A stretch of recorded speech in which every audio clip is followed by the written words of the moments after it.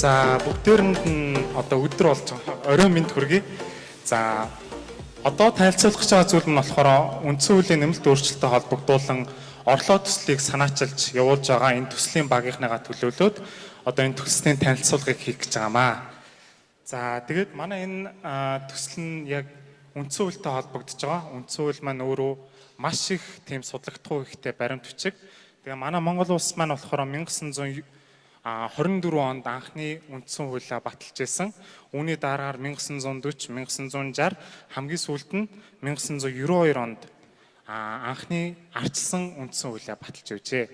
Энэ үндсэн хуулиас хойшоо одоо 2000 он, хамгийн сүүлд 2019 онд үндсэн хуулийн нэмэлт өөрчлөлт орсон байдаг.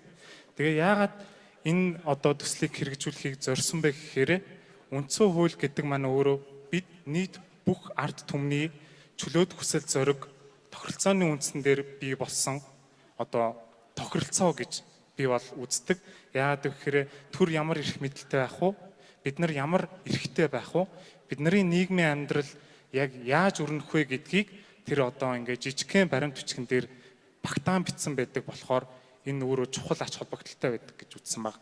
Тэгээд энэхүү үндсэн хууль дээр байгаа заалт бүхэн өөрөө бидний амьдралаа тодорхойлсон бид бүгдийн тохиролцоо учраас бидний амьдралд ямар болж өөрчлөгдөх вэ? Цаашид яаж амьдрах вэ? Яаж хөгжих вэ гэдгийг одоогийн 2019 оны нэмэлт өөрчлөлтөөр өөрчилж оруулж ирсэн байд. Тэгэхээр бид нар өөрсдийнхөө амьдралыг ямар байх вэ? Ирээдүйд яаж амьдрах вэ? Хэрхэн одоо төр бүр эрэхтэй байх вэ? Хүмүүс нь ямар эрэхтэй байх вэ гэдгийг тодорхойлсон энэ баримт бичгээ олон нийтэд танилцуулж өгснөөр өөрсдийнхөө тэр эрхийг мэддэг, төр өөрөө ямар эрэхтэй вэ гэдгийг нийт ард түмэн одоо мэдэх боломжийг нь хангах үүднээс энэхүү төслийг одоо хэрэгжүүлээд явсан байгаа. За судалгааны багийг танилцуулбал Монгол Улсын их сургуулийн хууль зүйн сургуулийн багш болон улс төрийн тэнхимийн багшаар 2 багшаараа удирдуулан нийт улс төрийн 5 оюутан, хууль зүйн сургуулийн 5 оюутнаар одоо судалгааны баг бүрдүүлээд судалгааг хийж гүйцэтгсэн байгаа. За тэгээд цаашдын судалгааг хийсэн судалгааг нь авч үзэх юм бол нийт 3 судалгаа авч үзсэн хийсэн байгаа.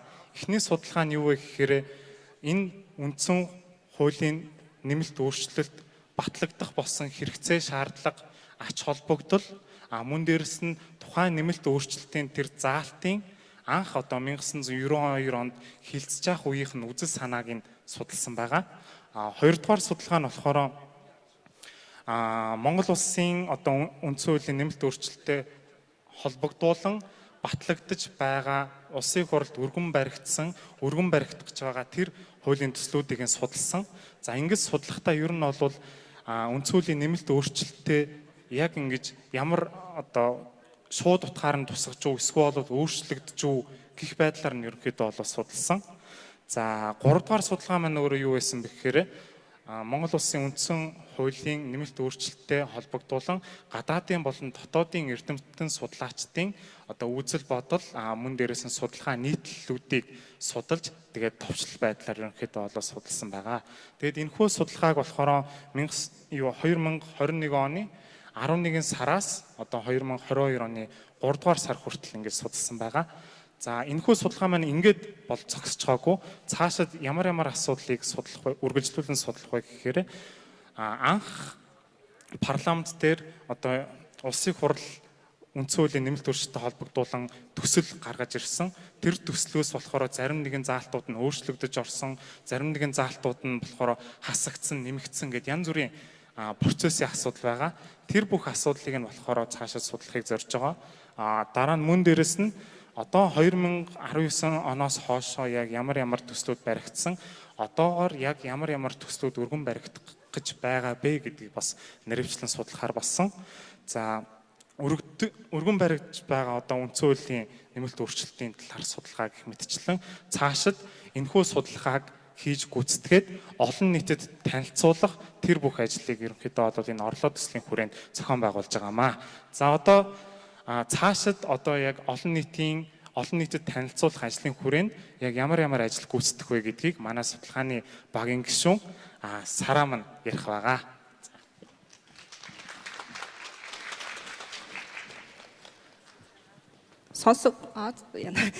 За самбацхан бүгдэнд нь орой минь хүргэе. Намайг Сарантай гэдэг, Сараа гэж дууддаг байгаа. За сая манай ананд болохоор өнгөрсөн 6 сарын хугацаанд хийж гүйцэтгэсэн үндсэн хуулийн нэмэлт өөрчлөлттэй холбоотой судалгааны ажлын бүтэц, агуулга, цаашдын хийгдэх төлөвлөгөөнүүдийг ярьж өглөө.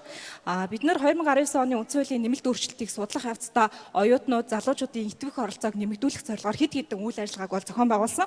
За үүний нэг нь бол үндсэн хуулийн нэмэлт өөрчлөлтийг хэн сайн таниулах вэ? Онлайн хакатон уралдаан байсан.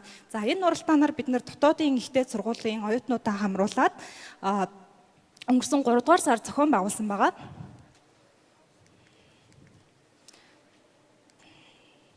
За энэ уралдаанд дотоодын 7 ихтэй сургуулийн 14 баг оролцож 56 оюутан 72 цагийн хугацаанд нийт 74 бүтээлийг биднэрт ирүүлсэн.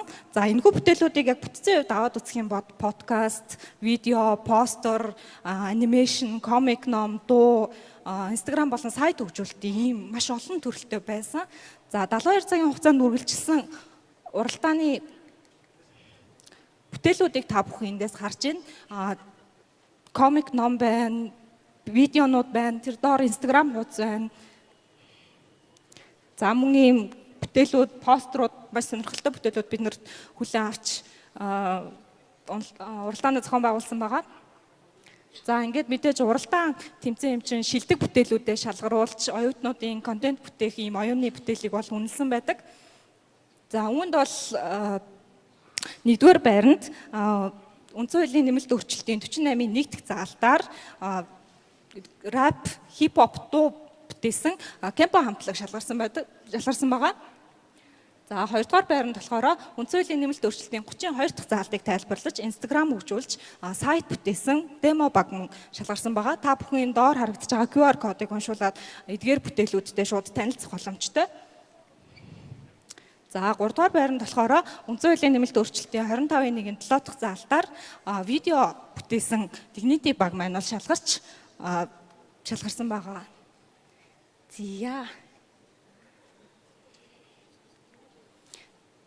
За энэ хакатон уралдаан дээр үндэслээд мөн 2019 оны үндсэн хуулийн нэмэлт өөрчлөлтийн судалгаан дээр үндэслээд бид иргэдэд ялангуяа ард иргэдэд үндсэн хуулийн нэмэлт өөрчлөлттэй холбоотой мэдээллийг танилцуулах, тэднэрт мэдээлэл хүргэх нь хамгийн чухал зүйл юм а гэдэг ийм шийдэлд хүрээд өөрчлөлт орлоо гэдэг энэ хөтөлбөрийг бид нэр хэрэгжүүлж байгаа.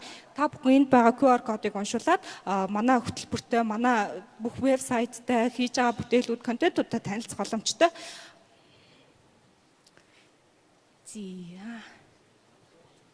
За одоо болохоор түрүүн ярьсанчлан онлайн хакатон уралдаанд тэргүүн байранд шалгарсан Кемпо багийн рэп дууг бүгдээрээ хүлээн авч сонсцгоё.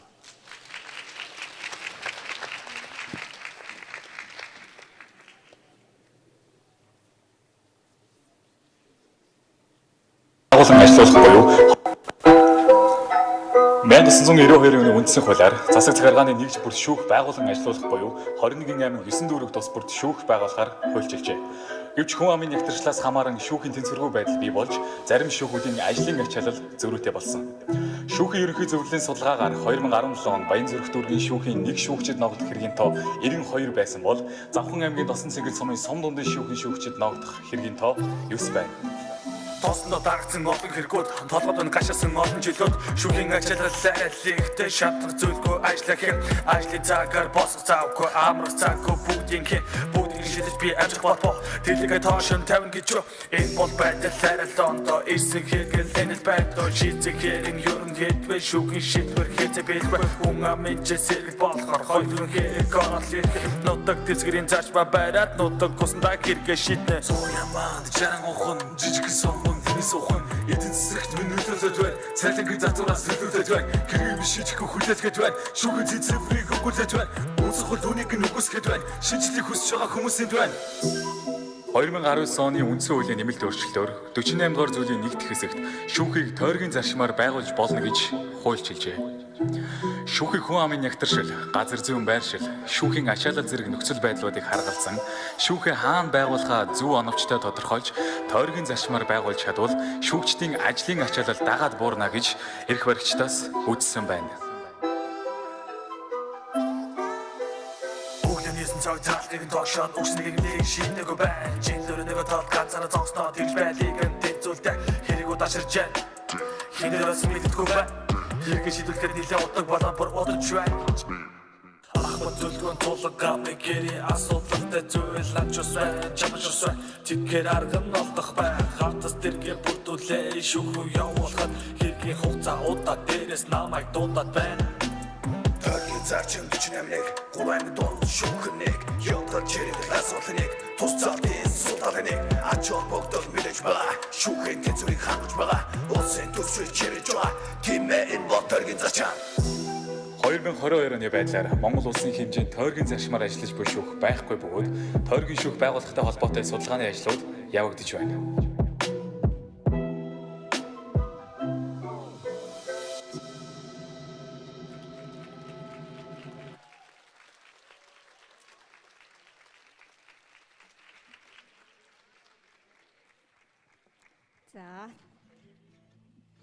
За та бүхэн таалагдсан уу? Ийм шүүхийг рэп, хипхоп дуугаар сонсоход ямар сэтгэл төрж байна? 48-ийн 1-р залтаа ойлгов уу? За тэгэхээр намайг оюун дэлгэр гэдэг энэ төслийн судлаач болон зохицуулагч оюутнаар ажилласан. Тэгээд энэ заалтаа бас та бүхэн танилцуулж өгье. Тэгэхээр Монгол улсад бол нөгөө шүүх яаж ажилдаг вэ гэхээр одоо ачааллын маш ийм тэнцвэргүй байдалтай ажилдаг. Тэгээд тодорхойлбол одоо Баянзүрх дүүргийн шүүх нийслэлийн шүүхүүд маш өндөр ачаалттай ингэж өдөр шөнөгүй шүүгч нар ажиллаж байхад за Увс аймагт ч юм уу Баян Улгийн аймагт шүүх дээр хэрэг бараг ирэхгүй ингээ хийх ажилгүй сууж идэг. Тэгээд ийм учраас 2019 онд үндсэн хуулийн нэмэлт өөрчлөлтөөр шүүхийн ачааллыг тэнцвэржүүлэх хүчтэй юм байна гэдэг одоо нөгөө талаар шүүхийн хараат бус байдлыг хангах үүднээс энэ шүүхийг тойргийн зарчмаар байгуулъя гэдэг ийм одоо зохицуулт хуульчлагдсан. Тэгээ энэ хууль зохицуулт нь бол шүүгүүдийн ачааллыг тэнцвэржүүлэх, шүүхийн хараат бус байдлыг нэмэгдүүлэх ийм ач холбогдолтой заалтыг одоо тус баг бол ийм дуу байдлаар бүтээсэн. Тэгээд энэ ердөө 72 цагийн дотор ийм бүтээл ирүүлээд манай уралдаанд бол тэргүүн барьжсэн байдаг.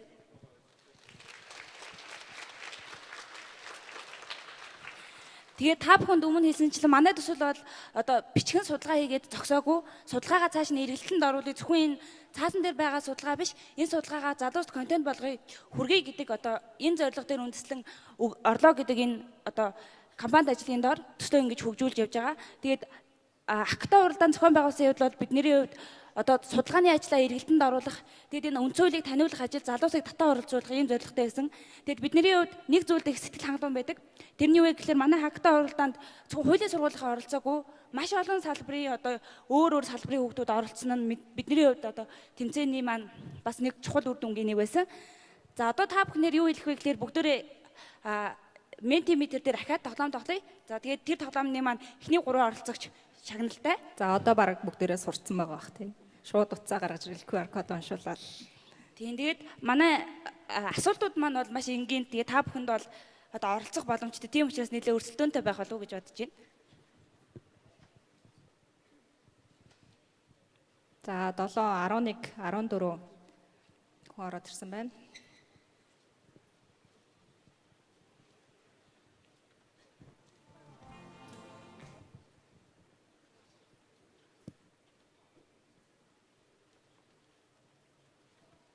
Хүн орж ирсэн байна.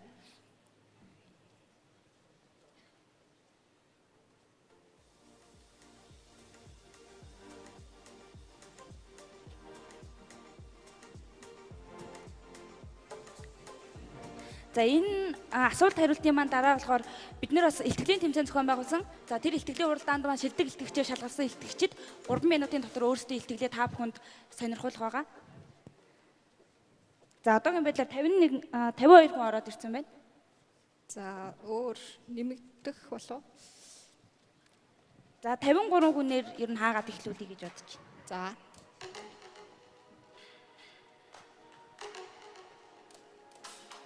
Тэгээ энэ хооронд бас орлоо гэдэг нэрнийхээ учрыг тэр нь таад орлоо гэхээр анх ер нь юу гэж бодсон бол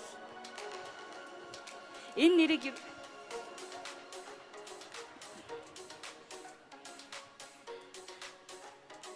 бид нар болохоор ер нь ингээ хүмүүсийн анхаарлыг татах нэр байх хэрэгтэй юм гэж бодсон. Тэгээ яагаад орлоо гэж өгсөн бэ гэхээр үндсэн хууль нэмэлт өөрчлөлт орсон. Тэгээд энэ орлоо гэдэг юу хүмүүс мэдж байгаа юу гэдгийг таниулах зорилгоор үндсэн хууль нэмэлт өөрчлөлт орсон юм байна. Тэнийг дагаад ердийн хууль тогтоомжид бас өөрчлөлт орж байгаа юм байна. Шинжилсэн найруулалт орж байгаа юм байна. Тэгээ тийм учраас бид нар орлоо гэдэг нэрийг өгсөн нь ийм учиртай. 60 хүн болсон байна. Эхлүүлээ. За тэгээд энэ нөгөө зарчим нь бол хамгийн түрүүнд дарсан нь одоо илүү оноо авд юм билээ. Тэгэхээр за одоо ер нь эхлүүлэх үү?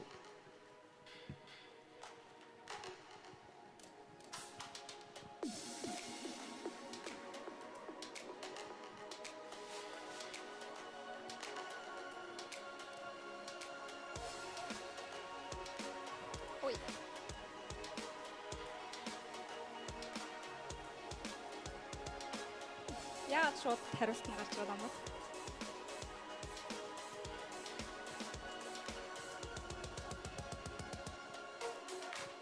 Тэгээд бас та хэдэд энэ нөгөө орлоо контентын маань ямар баг хэрэгжүүлж байгаа тухай бас хуваалцъя. Сайн нөгөө тэргуун байранд шалгардаг Кемпо гэдэг баг маань бол орлоо гэдэг контентын баг маань нэгдээд одоо контент ингэж хийж байгаа. Тэгээд бидний хувьд болохоор үнцөлтэй холбоотой энэ контентуудын ажлаа бол 6 сарын сүүлээс ахгуулаад ер нь ингээд энэ жилдээ одоо сошиал хуудасуудаараа дамжуулан түгээх юм төлөвлөгөөтэй байгаа. Тэгээд өнөөдрийн уулзалтын маань одоо товч хураангуй бичдэг мөн оролцогчдын маань хилцүүлэг бүх зүйл бол бидний одоо цахим хуудасуудаар түгээгдэж байгаа. Та бүхэн тэгээд цаашид манай орлоо энэ цахим хуудастай ингээд хамт байгаарай. Бидний оруулж байгаа контентыг хуваалцаарай. Тэгээд энэ үнцөлийн нэмэлт өөрчлөлтийг таниулах өөртөө суур эрхээ ингэж хэрэгжүүлэх ажилд ингэж нэг дээрээ гэж уриалмаар байна. Манай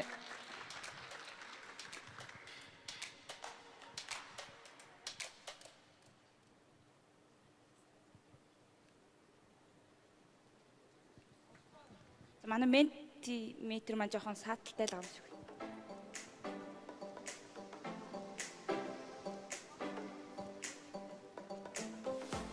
Тэр хооронд хэдүүлээ өөр юм ярьжий. За 2019 оны үнцөлийн нэмэлт өөрчлөлтөөс өрн та бүхний хамгийн сайн мэдсэн тийм зохистой өөрчлөлтийг юу гэж бодож байгаа вэ?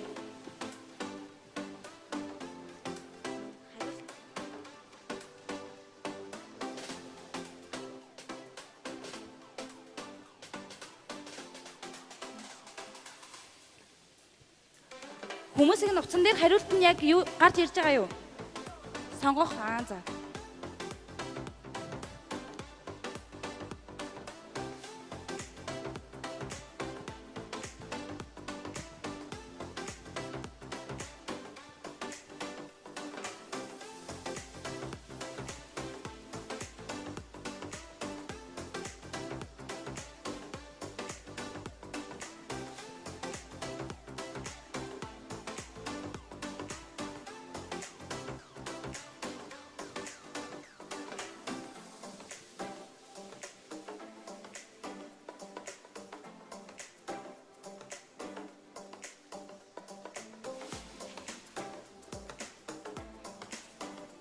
За одоо нэг туршаад үзье. Оо за. Окей. Одоо яг болцсон.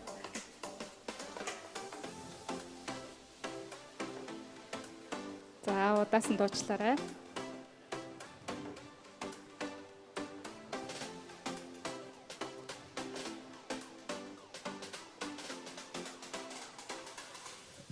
За эхний асуулт нь Монгол Улсын шүүхийн дээд байгууллага ямар байгууллага вэ гэсэн асуулт байна.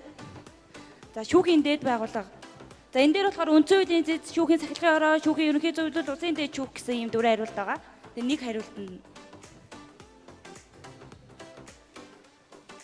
түрүү харж амжсан уу?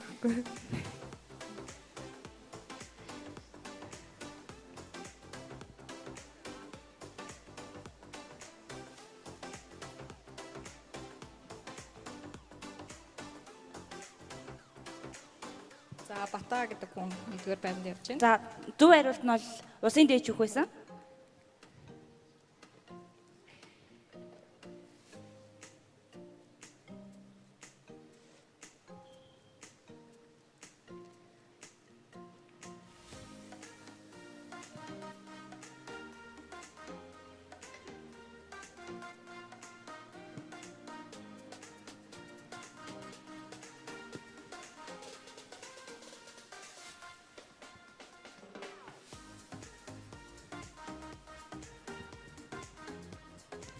За сонгуул болохоос хэдэн сарын өмнө дотор сонгуулийн тухай хууль нэмэлт өөрчлөлт оруулахыг хориглодог вэ?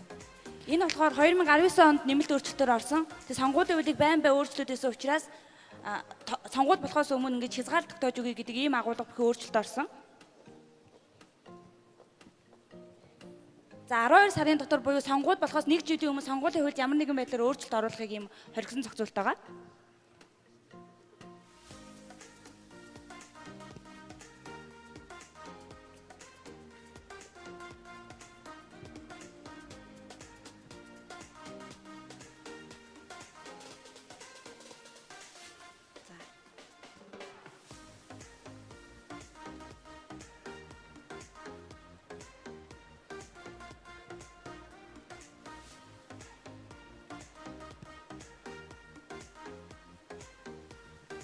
За энэ болохоор та хэдийг ер нь энэ самбаруудтайгаа хэр их танилцсан бэ гэдгийг шалгах шалгалт байгаа. Тэгэд хамгийн энд байрлал хууль батлах үе шаттай холбоотой энэ 2 дахь үе шатанд ер нь хууль батлахын одоо 2 дахь үе шатанд яг юу хийх ёстой тухай хариултаа сонгоорой.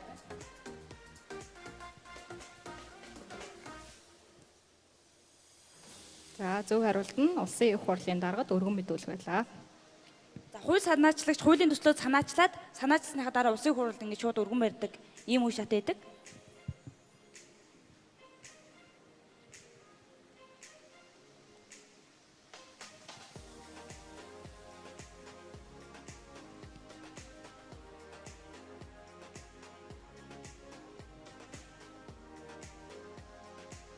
Үнэ юу удаг вэ гэсэн асуулт байгаа. Тэгээ үнэ юу удаг вэ манайхаа? Яг аль нь вэ? Сэнгүүр, ус, сүү. Бүр ээж болж гин, ус ээж болж гин, сүү ээж болж гин. Эсвэл бүгдээрээ юм болов уу? За энэ сэнгүүр болвол сэнгүүр горих байгаа. Та ямар муухай маягтай. Сэнгүүр горихны усыг ингээд өхөр ууж болно. Тэгэхээр бүх хариулт зөв байсан.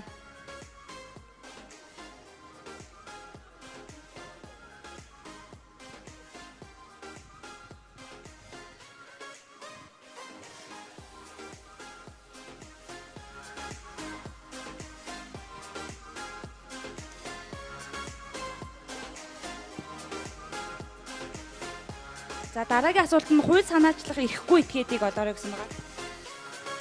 Тэр үндсэн хуулиар яг энэ этгээд хууль санаачлах эрхтэй гэж тодорхой тусгасан байдаг. Тэгэд ерөөсөө хууль санаачлах эрхгүй этгээд нь аль вэ гэсэн залтах.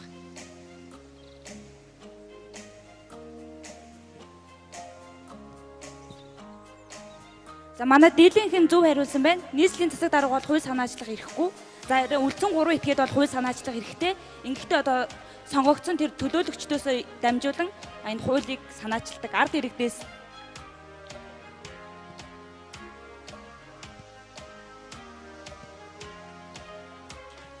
лаажи бол нэгт байна. Гэхдээ манай асуулт маш олон учраас та бүхэн одоо яг энэ байраар бол үр дүн төсөөлхийн аргагүй.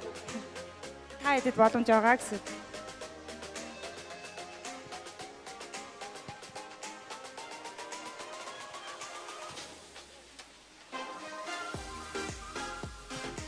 За улсын хурал хууль батлахдаа хэдээс доошгүй гишүүдийн бүрэлдэхүүнтэй байх ёстой вэ? Ер нь хэдэн гишүүн байхад хууль гаргачих боломжтой вэ?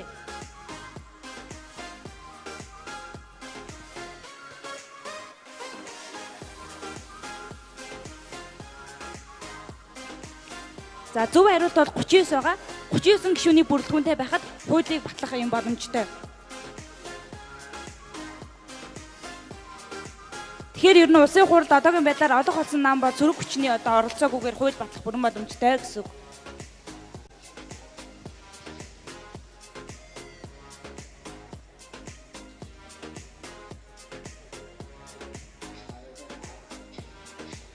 За энэ болохоор саяны манай Кемпо багийн дуутай холбоотой шүүхийн ачааллыг бууруулахын тулд яг ямар зарчмыг одоо 19 оны үнцүүлийн нэмэлт өөрчлөлтөөр хуульчилсан бэ гэдэг асуулт байгаа. Яг эдгээрээс аль нь шүүхийн ачааллыг бууруулахад ач холбогдолтой гэж хууль тогтоогч үзсэн бэ?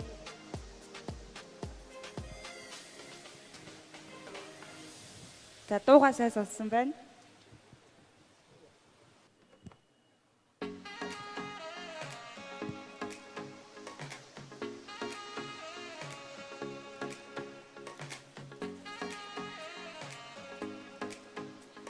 Энэ тэргуун байранд яваад байгаа лаажи гээд оролцогч болохоор манай хакатон уралдаанд 2 дугаар байранд орсон манай багийн гишүүн байна.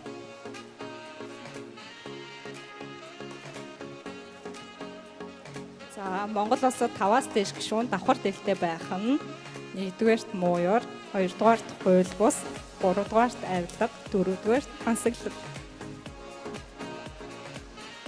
Яар гэсэн биш зарим хүмүүс. За энэ нөгөө 2019 оны үнцүүлийн нэмэлт өөрчлөлтөөр давхар дээдлийн асуудлыг цөөлсөн. Тэгээд нөгөө талаараа засгийн газрыг биедан хараат бус ажиллах боломжийг бүрдүүлсэн ийм ач холбогдолтой зохицуулт болсон.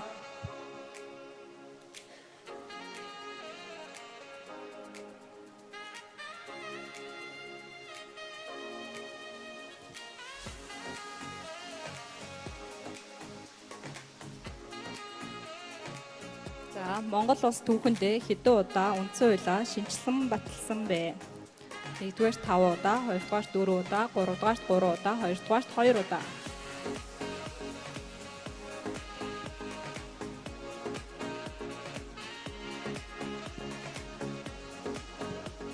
За Монгол улс түүхэндээ 4 удаа үндсэн хуулиа шинжилсэн баталсан байдаг.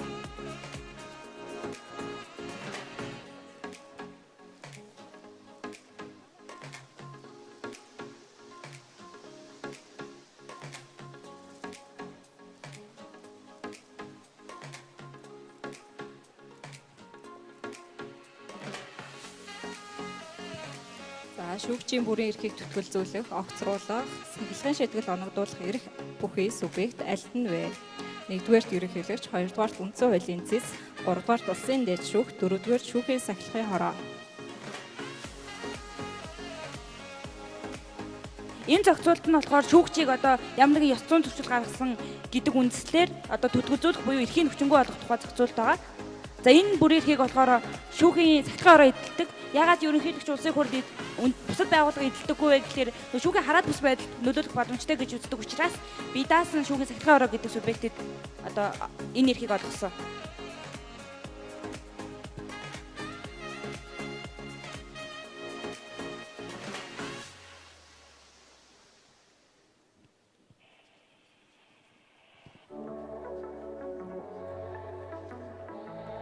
За дараагийн асуулт, та хэдэн нас хүрвэл ерөнхийлөгчөд нэр дэвшиж болох вэ?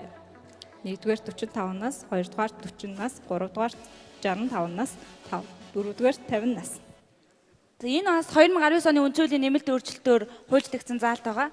Тэгээ та бүхэн санаж байвал 2020 оны ерөнхийлөгчийн сонгуулиар ер нь хэдэн нас хүрсэн хүмүүс дэвшиж болоод байлаа.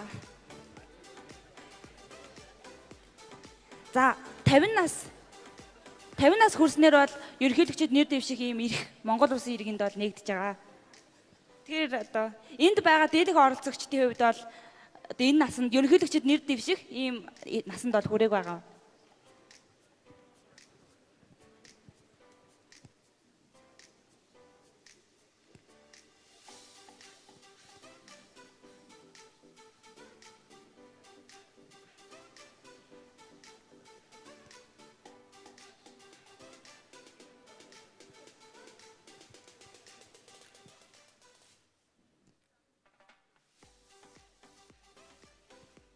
За энэ хамгийн бага цалинтай улс аль нь вэ гэсэн байна.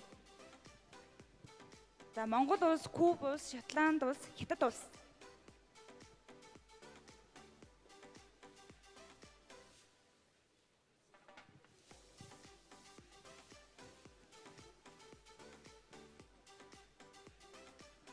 Куб улс байсан манайхаас бас доогуур тийм цалинтай улс байдаг.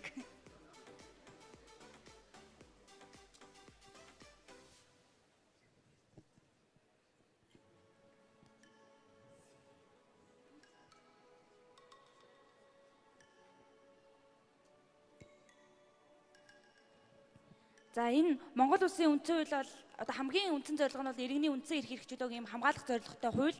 Тэгэд энэ нийт хэдэн эрх хэрэгжүүлэг жагсаан бичсэн байдаг вэ гэсэн асуулт байна.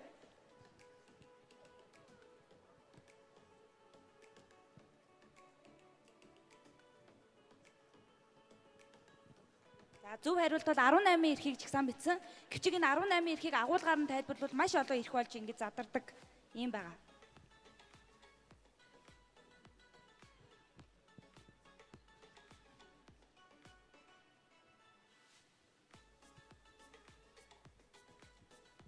За нэгдүгээр байранд Кек гэдэг нэртэй хүн явж байна.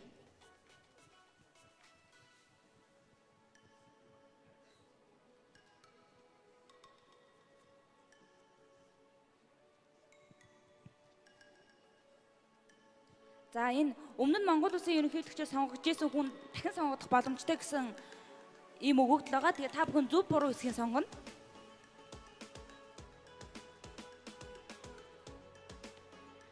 За дахин нэр дэвшсэн хүн бол одоо өмнө сонгогдож исэн хүн бол дахин нэр дэвших боломжгүй. Энэ асуудал одоо нөгөө ерөнхийлөгч Батболдог нэр дэвших эрхтэй эсэх талаар маш өргөн тийм асуудал өрнөсөн. Тэгээ өнцгөөдийн зэцээр эцэслэн шийдвэрлэгдсэн. Одоо бол шинээр л нэр дэвших боломжтой. Өмнө сонгогдож исэн хүмүүс огт боломжгүй болсон байгаа.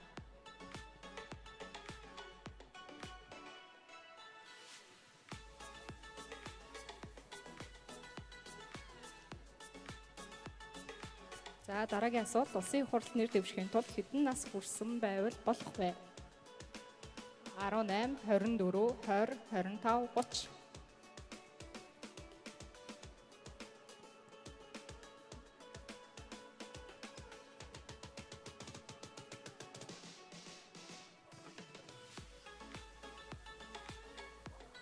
За Монгол Улсын үндсэн хуулиар бол 25 нас хүрснээр та улсын хурлын одоо сонгуульд нэр дэвших эрхтэй болдог байгаа.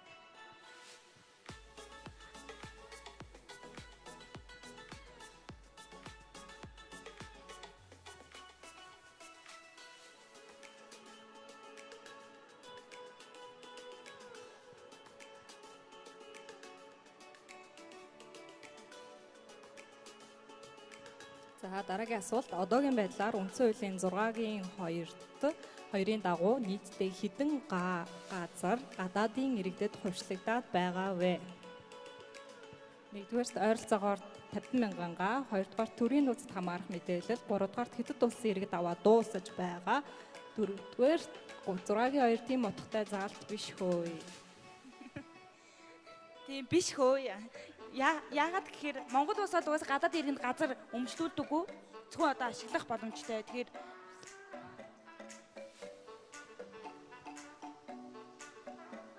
гадаадын иргэн Монгол улсыг эзэлчин ч юм уу тийм айлтгүй угаасаа үндсүүлээр хамгаалалттай гэж ойлгох хэрэгтэй.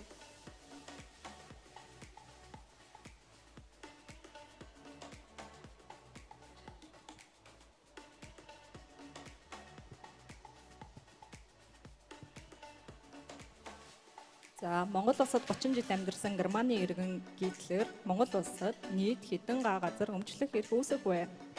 Нэгдүгээр жил тутам 0.5 га, 0.7 га газар өмчлөх эрхгүй төрөөс олгосон газрыг авах хэрэгтэй.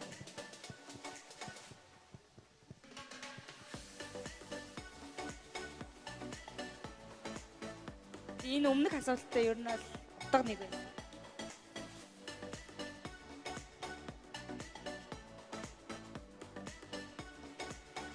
За манай Кек тэргүүлсээ хэвээрээ байна.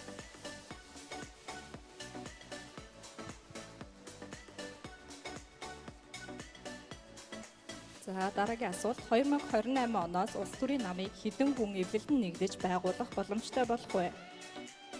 801, 20,000-аас дээш 1200 мэдгүй. Энэ 2019 оны нэмэлт өөрчлөлтөөр нам байгуулахад тийм гишүүний одоо босго тавьж өгсөн. Тэгэд энэ яг хэд 2028 оноос эхлэн хэрэгжиж эхлэх заалт байгаа. Тэгээд тухайн үед ер нь ойролцоогоор хэдэн хүн нэгдэж нам байгуулах хэрэгтэй вэ гэдэг. За 20,000-аас дээш хүн буюу нийт хүн сонгогчдын 2%-аас 1%-аас доошгүй тооны иргэд эвлэлэн нэгдэж нам байгуулна. Тэгэхээр та нам байгуулах гэж байгаа одоогоос байгуулгаад ав. 2028 оноос эхлээд ингээ 20,000 хүн цуглуулах гэж завх нэ. Одоо л байгуулж авах нь ер нь зөв шүү.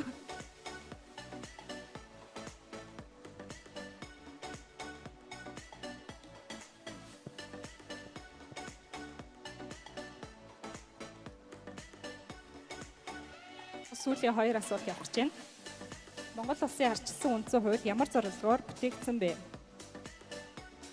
Нэгдүгээр парламентд эрх мэдэл олохын тулд, хоёрдугаар хүний эрх хэрэгжүүлээг баталгаажуулахын тулд, гуравдугаар төрийн эрх мэдлийг нэгтгэхийн тулд.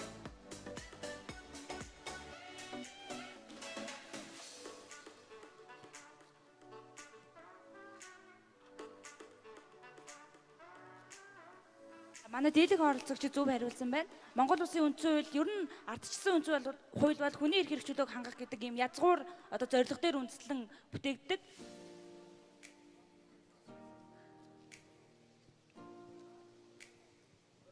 За, сүүлийн нэг асуулт.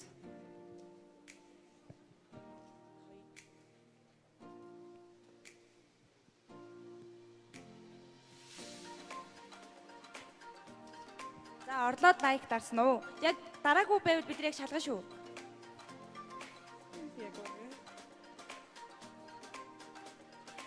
Дараагүй хүмүүс байвал одоо гээс дараарай.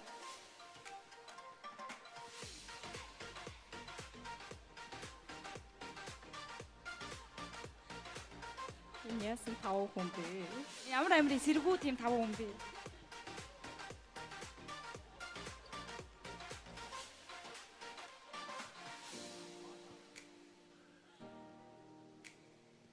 За, кек нэгдүгээрт явж байна. За, одоо жинхнээсээ сүүлийн асуулт.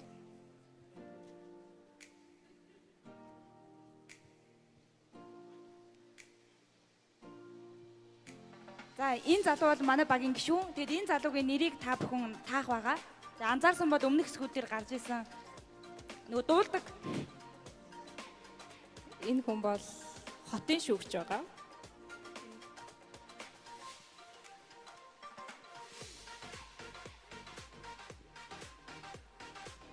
За, энэ хүүхэд бол Тэмүүлэн гэдэг манай Мөсө хуульчийн сургуулийн Японы эрх зүйн төвийн хүүхэд байгаа.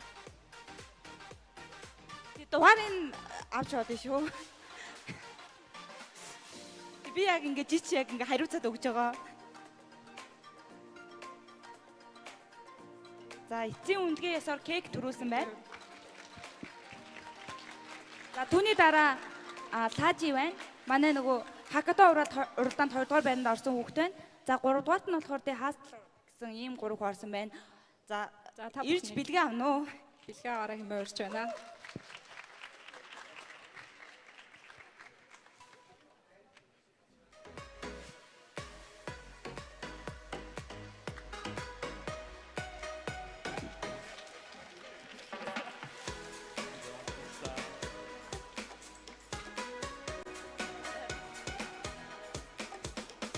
За, одоо манай багийн маань ерөнхийдөө бэлдсэн зүйл ингээд боллоо. Одоо та бүхэнд юу үзсэн бэ гэхээр итгэдэг уралдаанд шалгарсан 5 итгэгчийн итгэдэг одоо үзэж сонирхох үйлдэлээ. Тэр итгэгчид маань бүгд ирсэн учраас та бүхэнд бичлэн төлөвлөлдөн. Итгэдэг уралдааны талаар товчхон танилцуулахад манай итгэдэг уралдаанд нийт 43 бүтээл ирсэн. Тэдгээрээс бид нар 2 үе шаттайгаар шалгаруулж эцсийн одоо шилдэг 5 итгэгчдийг сонгоо авсан байгаа. Ингээд та бүхэн тэдгээр итгэгчдийг маань хүлээн авна уу? За, юуны өмнө тухайн итгэгчдийн уралдаанд тусгай байранд буюу 5 дугаар байранд шалгарсан итгэгчээ тайзнаа өрье.